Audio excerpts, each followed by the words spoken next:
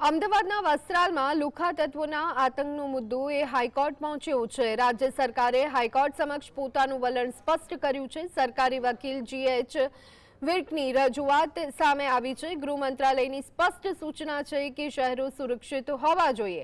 રાજ્ય સરકાર શહેરમાં અસામાજિક તત્વોના આતંકને નહીં ચલાવી લે।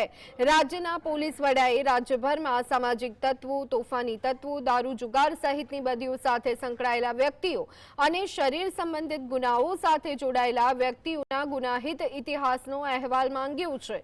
રાજ્યભરમાં આવા તત્વોની સામે 100 કલાકમાં કડક પગલાં લેવાશે।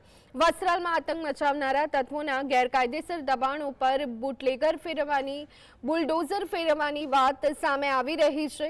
વસ્ત્રાલમાં આતંક મચાવનારા તત્વોના ગેરકાયદેસર જે દબાણો છે તેના ઉપર બુલડોઝર ફેરવવામાં આવે તેવી વાત પણ અત્યારે હાલ સામે આવી રહી છે।